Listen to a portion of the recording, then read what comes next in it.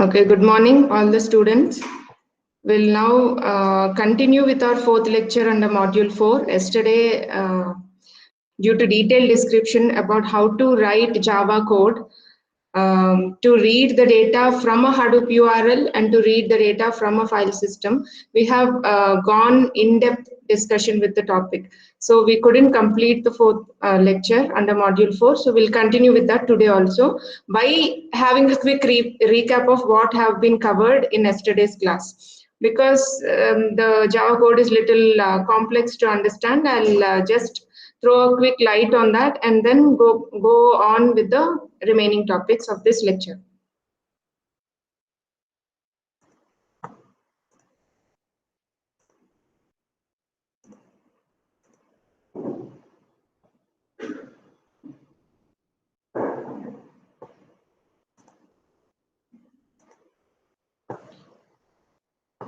Can you see the presentation, Savita?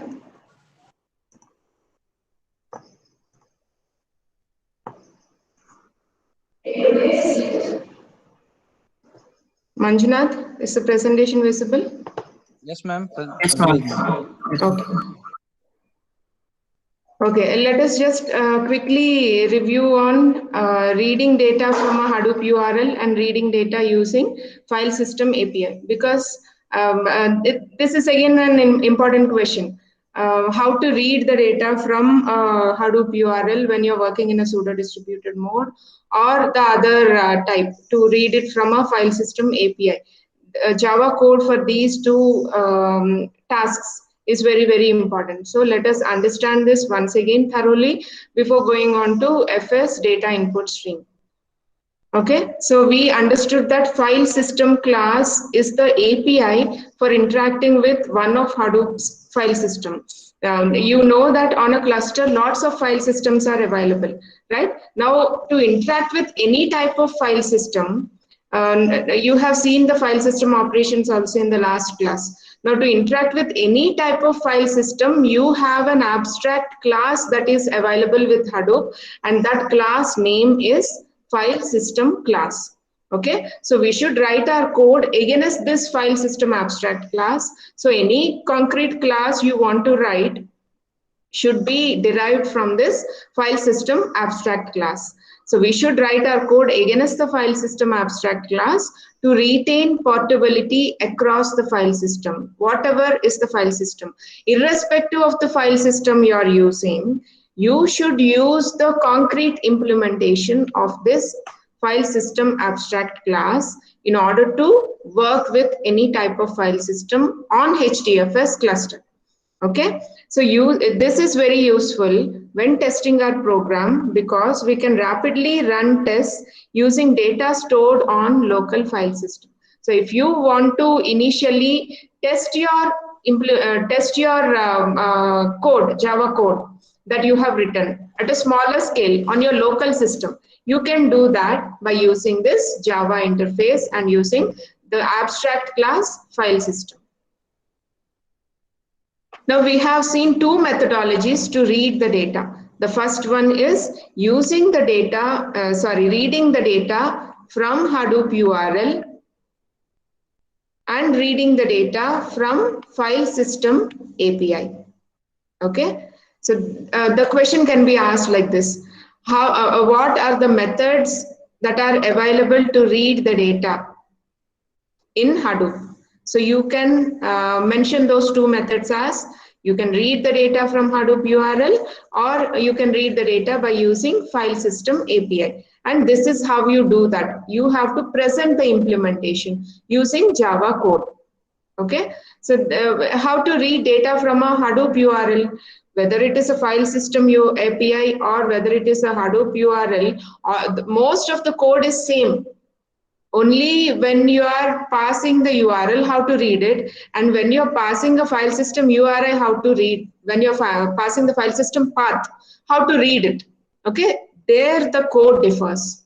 Rest of reading the data by using IO utility classes copy bytes method. You have been using this method, right? IO utilities classes copy bytes method you are using to read the data. Okay, opening the input stream, connecting the input stream to the appropriate file is same in both the methods. Understand carefully. And other part of the code is also almost the same, but where does it differ actually? It differs. In the first method, you have to read the Hadoop URL. In the second method, you have to read the appropriate file system path.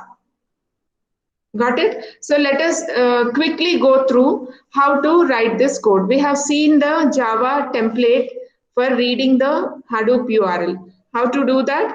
First, you open an input input stream in order to connect to a file. Okay, this is common approach to any kind of reading operation. So you open an input stream and initially assign null value to it. Means you haven't connected that channel, you haven't connected that input stream to any file yet.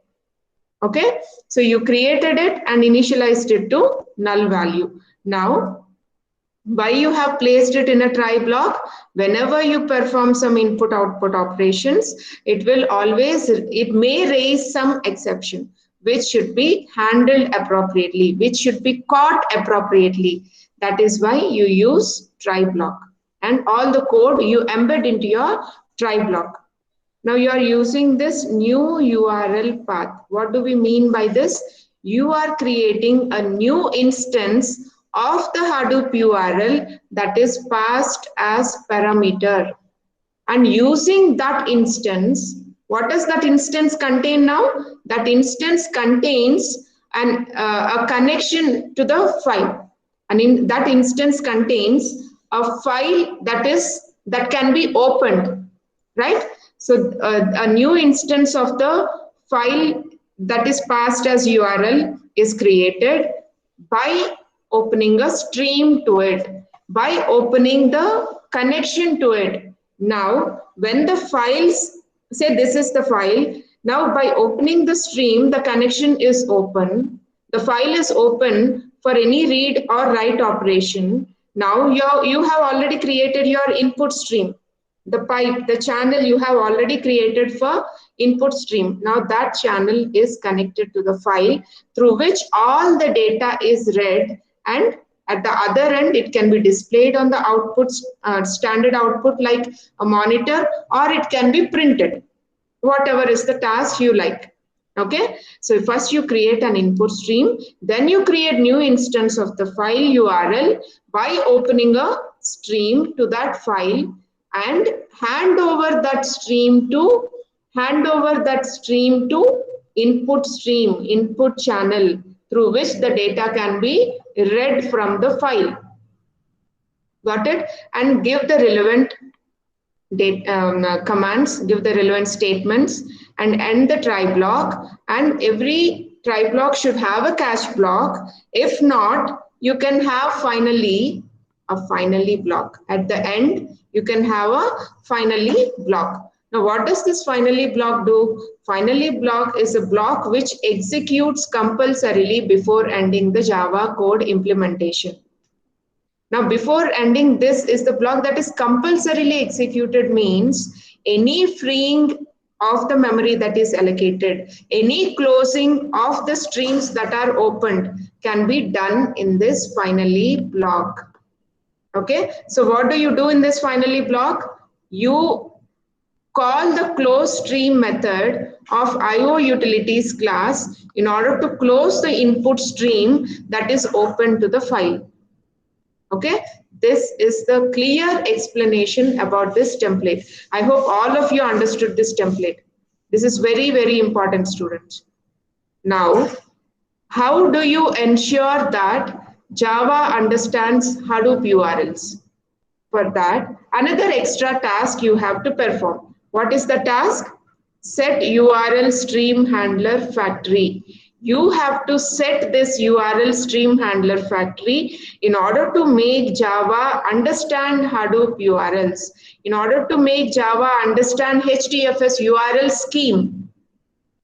Okay, so you set this URL stream handler factory method on by passing which parameter? By passing URL with an instance of file system URL stream handler factory. Okay, so that is done here in this part, and it is placed in a static block. Why? Because this executes only once for one Java virtual machine. That is why you have to put this in a static block, which will be executed implicitly, okay, without having to invoke any class by using the object, right? So that is why you put it in a static block. How do you set the URL stream handler factory? By using URL dot set URL stream handler factory. URL stream handler factory is a method of URL class. Okay, so you are using URL dot set URL stream handler factory. New by handing it over a new instance of what? File system URL stream handler factory. So this file system URL stream handler factory will make Java code understand about Hadoop URL. Right? Now let's go to the main part. Now what is this class about? You are writing a class to read data from Hadoop URL. That is why you have given this name, URL cat. Cat is to read something from a file according to your Unix commands. Okay, to represent that, we have given the class name URL cat. And what do you give in the main function? First use open an input stream, initialize it to null, and then create a new instance of the file of the Hadoop URL that is passed as command line argument. This you understood clearly, right? Let me go to the next slide. When you're running this class, when you're implementing this Java code, you pass a file, you pass a Hadoop URL. This Hadoop URL is considered as the command line argument that is read into this argument vector, argument string vector. Okay, now a new instance of that Hadoop URL is created. A new instance of this Hadoop URL is created. Hadoop URL to this path, to this file is created, and a stream is opened to that file and linked to the input stream through which the data can be read. Okay, fine. Now what is the main command to read the data?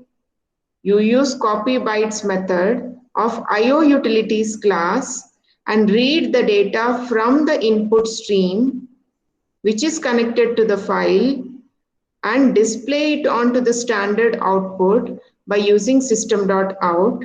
And this is the, what is this? 4096, can any of you answer? Buffer size, ma'am. Very good. Buffer size. This buffer size will indicate the number of bytes it can accumulate before flushing it onto the system output. That is onto the screen. How many bytes of data can be read at a time and accumulated before flushing it onto the output screen? That is represented here as buffer size. The buffer size here we have given is 4096, but it can be varied. You can give your own buffer size. Okay, and what does this false indicate? Students, what does this false indicate?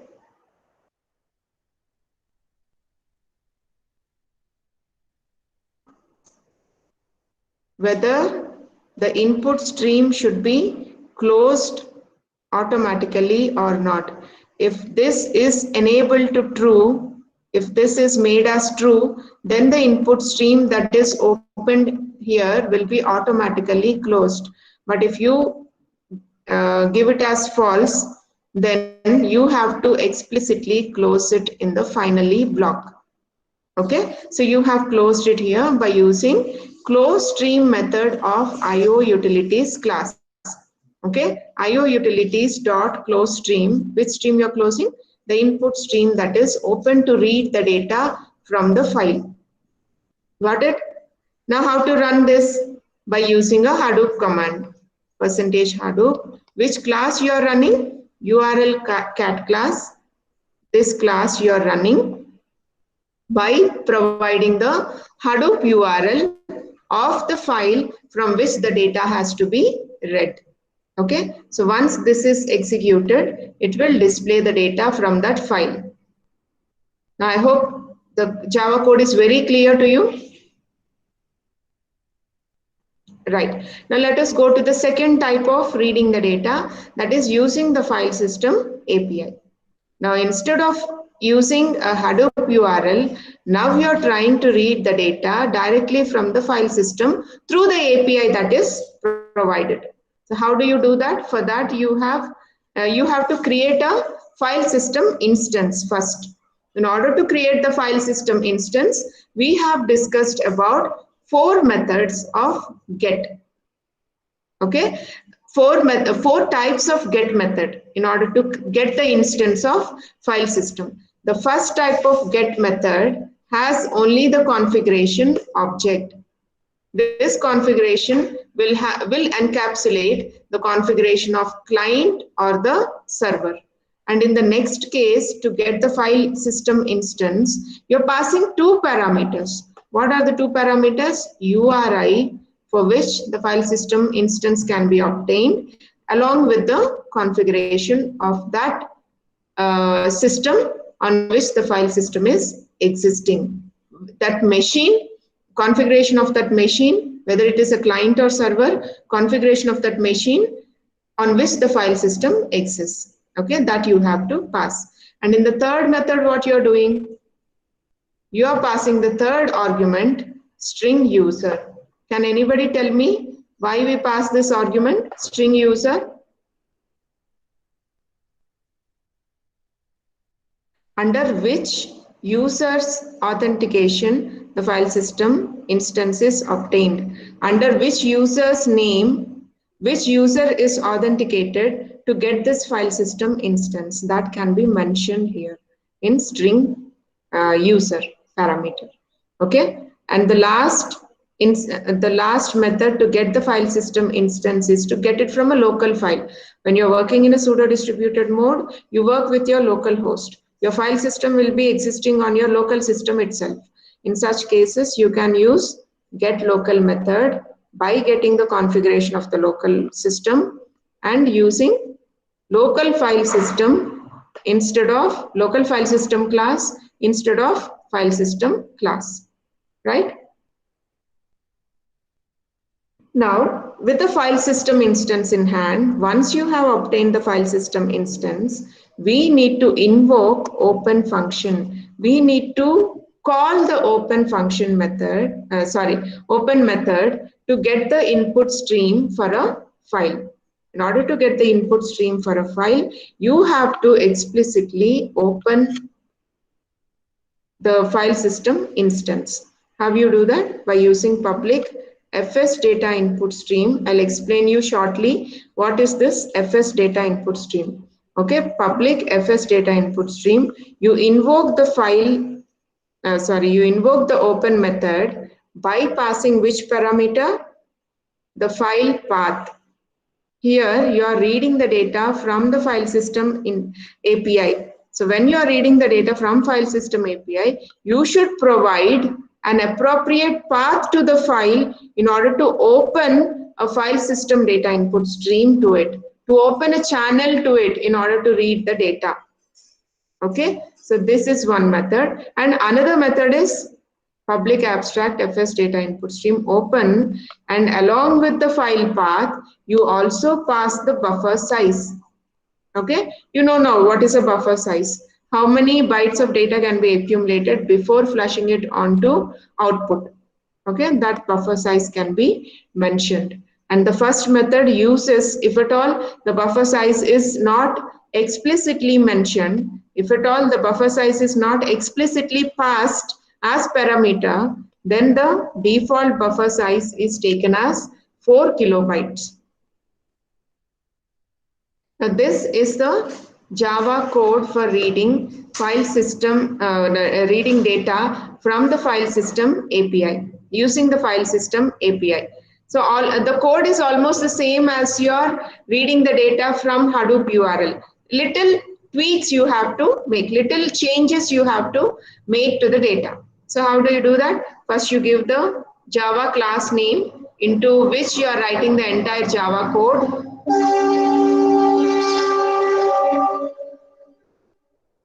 Now you use the main function in order to add the code. And what is your first parameter you are declaring here? The URI that is going to be passed as the command line argument. See here, the URI that you are going to pass as command line argument.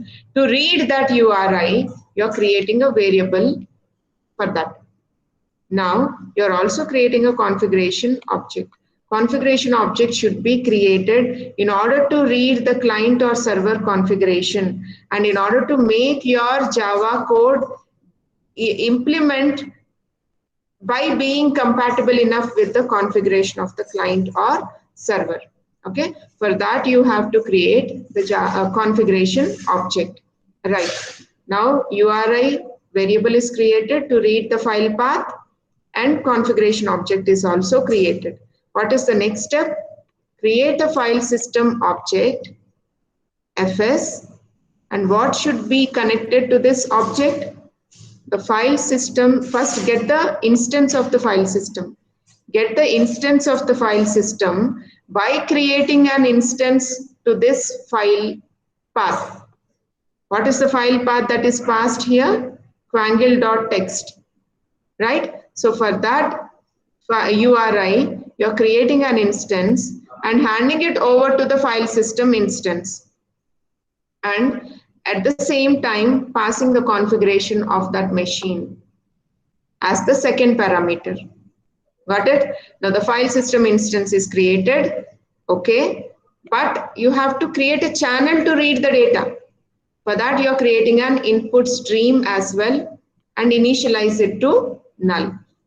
Now, connect the file system instance that is created with the input stream. In this command, in this statement, what you're doing, you're connecting the file system instance that is obtained to the input stream. File system instance that is obtained to the input stream. How you're doing that? You're opening the file system instance with a new instance to the path that is passed as URI. Okay, so the file system, for this file system, you are creating a instance, means you're creating an opening. File system instance is obtained, but you're creating an opening to it by creating an instance to the path. Now you are opening that and handing over that instance to the input stream through which the data can be read. How the data is read? Again, this is the same command what you used in the previous Java code also. From the IO utilities class, you use the copy bytes method, read the data from the input stream into which the data is already read from the file system path, from the file system, from the file, the data is already read into the input stream. Now from the input stream, you're reading the data into the standard output by mentioning the buffer size and by mentioning whether the input stream has to be automatically closed after the read operation is completed. If you don't want it to be automatically closed, you can mention it as false. Now in the finally block, you close the input stream explicitly and end the program. Finally, you run this Hadoop command by calling the Java class and passing it the appropriate file system path from which the data has to be read. Okay, this will read the data from the file quangle.txt. Did you understand clearly? Now let's move on to the next topic, file system data input stream. Now the open method on file system, we have already seen that open method, correct? The open method, once the file system instance is obtained, that file system instance should invoke the open method So the open method on file system actually returns what? A file system data input stream rather than a standard Java IO class. It doesn't return a java.io class. It returns file system data input stream. It returns an opening to file system data input stream. Now this class is a specialization of Java IO data input stream. You remember this class? When you are performing simple input and output in your Java classes, you use this data input stream. IO Java packages, IO subpackages, data input stream class is used in order to read read the data from the command line. Okay, we use java.io.data input stream for that. Now fs data input stream is a specialization of java.io.data input stream. So can we write like this? java.io.data input stream serves as a superclass for this data input stream, fs data input stream. So fs data input stream extends the superclass data input stream. Okay, so data input stream is a superclass which has a specialized instance of fs data input stream, file system data input stream. Got it now? From where file system data input stream is derived? It is derived from IO classes, IO packages, data input stream class. Right? This class is a specialization of java.io.data input stream with support for random access, so you can read from any part of the stream. Now, why is this instance required? Why is fs data input stream required? If you want to read the data randomly, not in a sequential manner, if the file system supports only sequential access, what will happen? You have to read the file from the beginning till the end, though you are interested only in the later part of the file. That sequential access will waste the time. It has to unnecessarily read all the preceding bytes before going to the last bytes you are interested in. So in order to avoid that, file system data input stream will provide random access. You can start in the file from anywhere and read the data to anywhere you want. Okay, that kind of random access is provided by this file system input stream. So you can read from any part of the stream by using this file system data input stream, right? So in order to work with this file system data input stream, you have to include this package. What is this package? org.apache.hadoop.fs. fs stands for file system. Now, create the class, public class fs data input stream. Because you know it is a specialized class of data input stream, what you're doing? You are extending it. File system data input stream, you are extending it from the data input stream. And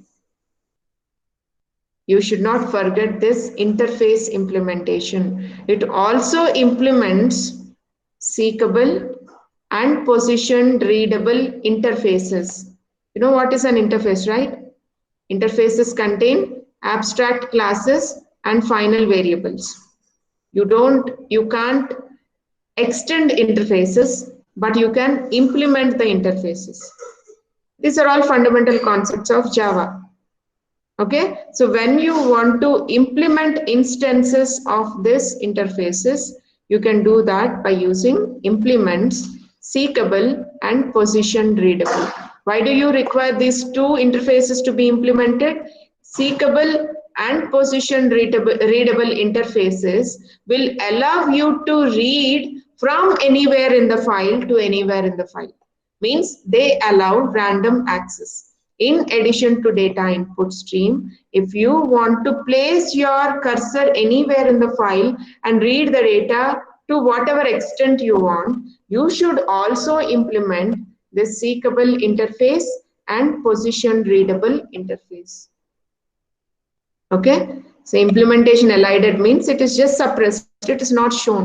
The main syntax for the class is shown here. That's all. Okay, so what is the class you are using? FS data input stream, and it is extending which superclass?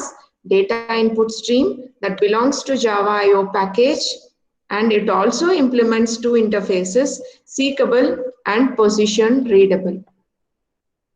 Okay. Now let us understand about these interfaces in detail. Now the seekable interface permits seeking to a position in the file and a query method for the current offset from the start of the file by using getPosition. GetPosition is the method that is declared in the interface seekable. Now this getPosition method can be defined in the FS data input stream which implements seekable method. Understand this carefully. You know that interfaces contain abstract methods. Now where these abstract methods are defined? In the class which implements the interface. I'll explain you in a simple manner. Say you have interface A. Now, or ABC. You have an interface by the name ABC, which has a method void add. Only the function is declared, right? But it is not defined. Where can we define that? Now you have another class XYZ which implements the interface ABC, right? Now it is the responsibility of the class XYZ in order to define this function add, in order to define this method add. Now you can give void add and give the method description. Fine? The same thing you are doing here. Now what method, what class you have taken? FS data input stream is the class which implements seekable interface. Now it is the responsibility of FS data input stream class to implement, to define the abstract methods of seekable interface, right? So what is the method that is declared in the seekable interface? You have two methods. One is the seek method and the other one is the getPosition method. Did you observe both are method declarations? In this interface, you can't have definitions of the methods. They are almost like abstract classes. Got it? But abstract classes can be extended. Abstract interfaces can be implemented. Actually, you don't have a concept as abstract interfaces. Just for understanding sake, I'm telling. Abstract classes can be extended and interfaces can be implemented, right? So using this public interface seekable, not using, let us first see what are the abstract methods that are available in this seekable interface. Why do you have to implement this seekable interface by FS data input stream? What is the purpose? Because it has two methods, seek method and getPosition method. Seek method will allow you to seek the data from a given position. Or you can also get position of the cursor in the file by using getPosition method. Okay, understood clearly? In seekable interface, you have two abstract methods, means you have only method declarations. What are those method declarations? One is seek, to get the data from a given position that is passed as parameter, and the next one is get position method to get the file cursor's location in the file, right? So calling seek,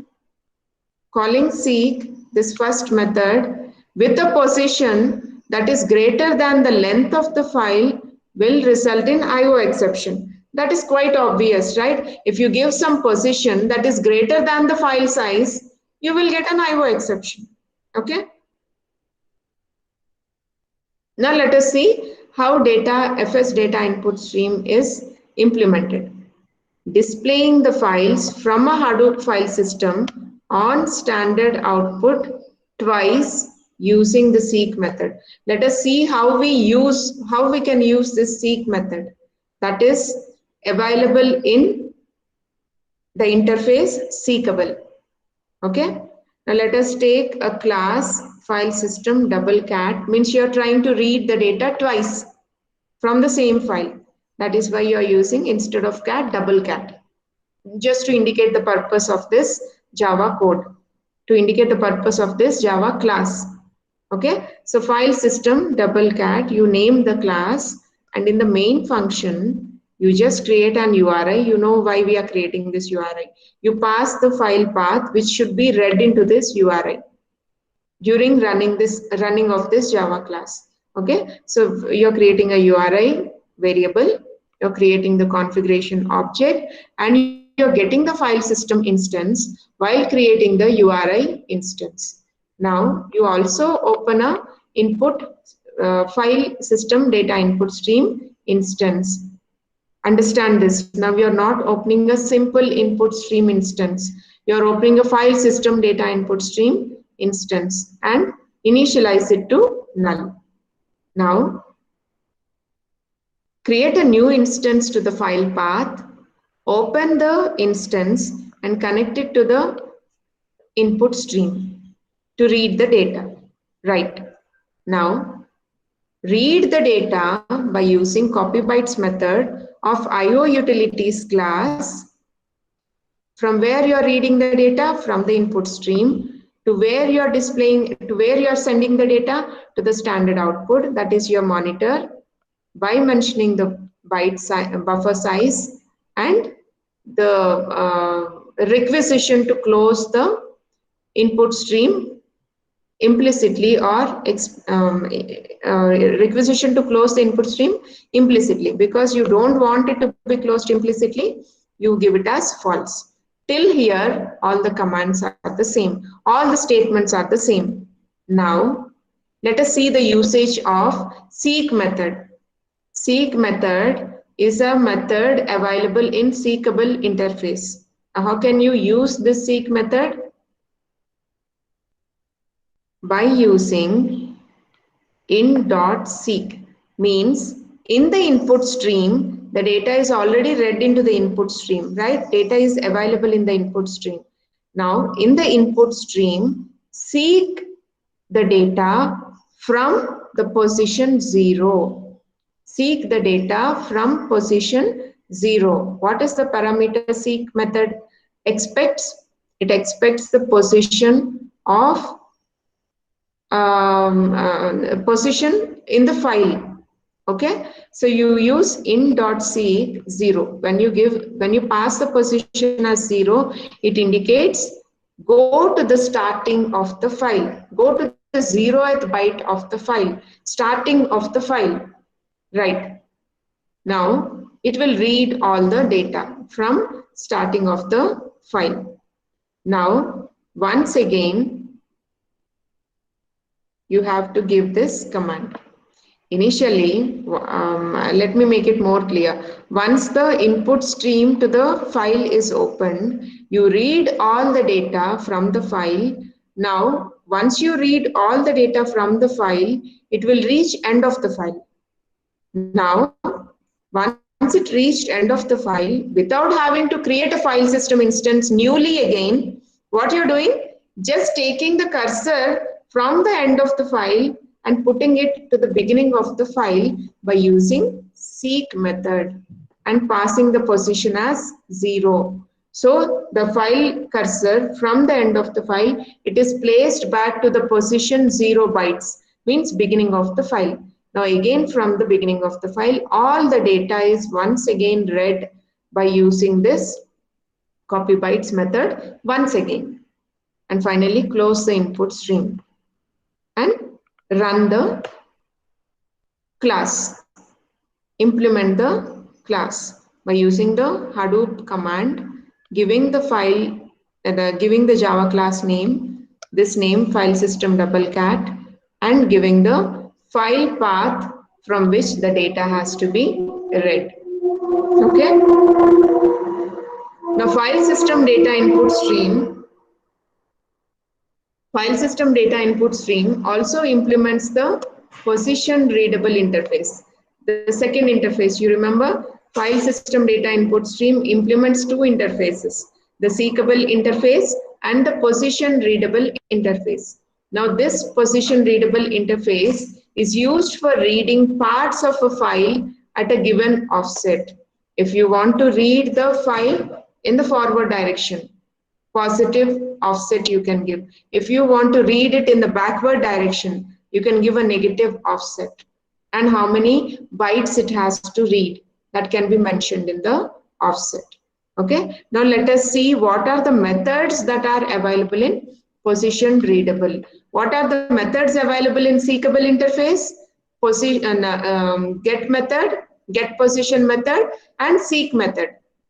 Now, what are the methods available in position readable interface? Read method, read fully method, and read fully with lesser parameters. Okay. Now, let us see what all these methods actually do. Now, in this public interface position readable, in this interface position readable, you have a read method which accepts these four arguments. What are these four arguments? The first one indicates the position where the file cursor has to be placed to read the data, and byte buffer will indicate the buffer size, how much data can be read and accumulated before flushing it out onto the output. And third one is the offset, whether you want to read the file in the forward direction or in the backward direction. Offset also can be given. And length of the data that you want to read from a given position for a given offset, forward or backward. How much data should be read, how many bytes of data should be read, that is given in the length parameter. Okay, now again another method is available, read fully method. What do you mention here? Again the position, the buffer size, and int offset and int length. You don't have any difference between the number of parameters you pass, but the method name itself differs. What does it indicate? Read fully indicates that the file has to be read fully without having to give actually any length or without having to give the offset. That is why in the last method, did you notice we have suppressed passing this offset and the length? We have passed only two parameters, the position from where the data has to be read, and you're not giving the length because the data has to be read fully from the file till end of the file. Okay, so you are not mentioning any length and you're not mentioning any offset because you want to read it in the forward direction, but you're mentioning the buffer size in order to reserve the buffer size to accumulate the data and flush it onto output. Okay, so read fully method reads the data entirely from the given position in the file, and read method reads data from a given position in whichever direction you want for a given length, not till end of the file. Okay. Now all of these methods preserve the current offset in the file and are thread safe. So they provide a convenient way to access another part of the file metadata while reading the main body of the file. When we say thread safe, it can be executed in multiple locations. Okay, read method can be executed in multiple locations and it is thread safe. It provides synchrony, means the tasks of the read operations being performed simultaneously will not collide, will not get any disputes with each other. Okay, they will execute thread safely, means they doesn't interfere with each other while performing the task, or it doesn't raise any errors while performing simultaneous reads. It is completely thread safe. In the next coming lecture, we are going to understand about how to write the data by using the Java interface and what is the importance of file system data output stream and how to work with directories. Any doubts, students, still here? Am I able to make it very clear for you? All these topics? Good, good. Excuse me, ma'am. Bhavisha, Ma'am, Yes, ma'am. you have any doubt? in that last slide, read fully. In first read fully, we gave offset and length. So in that also, it should read fully. So Yeah, why it we are reads giving fully. That is a variation of the implementation they provided. Actually, read fully will read the data completely. Length is not required. That is why in the third implementation, length is not provided, right? Initially, they have just mentioned it is optional. Length is not at all required. That is why in the third implementation, length is removed completely. But in the second one, offset and length is given, no, ma'am. Length is given, correct. That is one variation. And I'm showing that is a possible declaration, that is the possible signature of the method that is available. But that is not required when you're giving read fully. That is a syntax that is available by default, but you need not mention length because the purpose of read fully method is to read the entire file. Okay. Okay. Okay, then we'll meet in the next class. Any other doubts, students? Here, read fully, two variations are there, two versions are there. The first version gives the possible parameters that can be passed, but in the second version, it mentions which parameters are unnecessary because read fully reads the entire file. Fine. Any other doubts?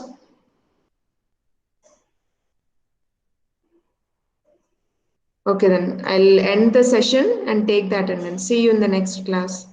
Tomorrow there will not be any classes because it is holiday.